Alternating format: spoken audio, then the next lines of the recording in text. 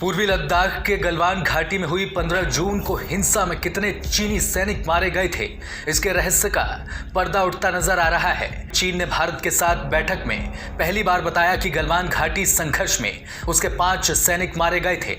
इसमें चीनी सेना का एक कमांडिंग ऑफिसर भी शामिल था। इससे पहले चीन ने केवल एक सैनिक के मरने की बात मानी थी।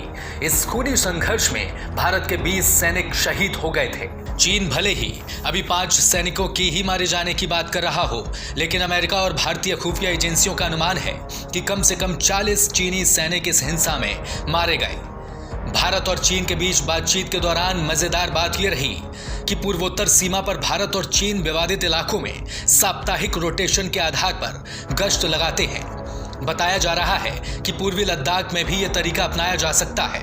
इस समय पूर्वी लद्दाख के देपसांग पेंगोंग झील के नॉर्थ और south bank patrolling point 17A range law के रेचिन लॉ में दोनों ही सेनाएं सामने आई हैं।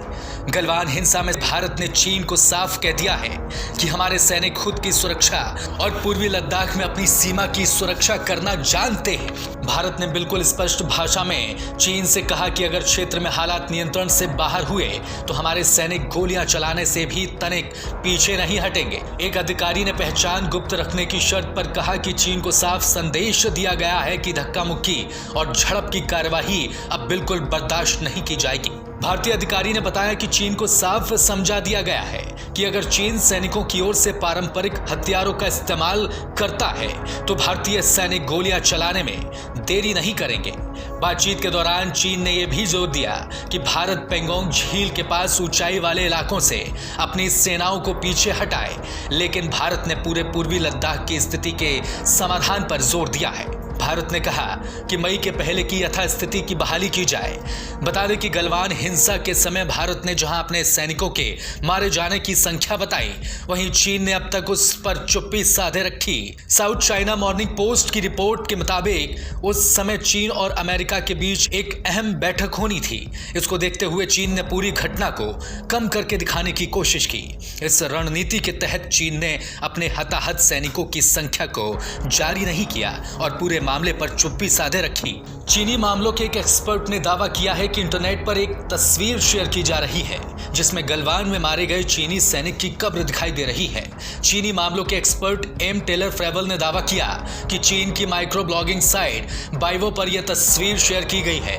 इसमें दिख रहा है कि कब्र एक 19 साल के चीनी सैनिक की है जिसकी मौत चीन भारत की सीमा रक्षा संघर्ष में जून 2020 में हो गई। उसके फुजियान प्रांत से होने का दावा किया जा रहा है। ट्रेलर ने यह भी बताया कि तस्वीर में दिख रही कब्र पर सैनिक की यूनिट का नाम 69316 बताया गया है, जो गलवान के उत्तर स्थिति में चिप चौप घाटी में तियान वेद्यंत की सीमा पर रक्षा कंपनी लग रही है।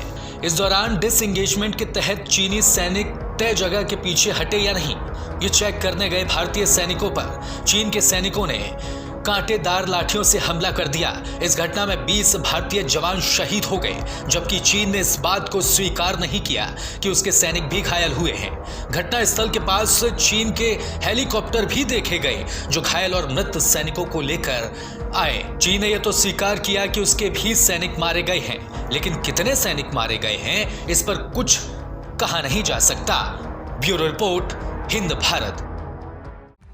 खबरों में बने रहने के लिए चैनल को सब्सक्राइब करें और ये बेल आइकन जरूर दबाएं।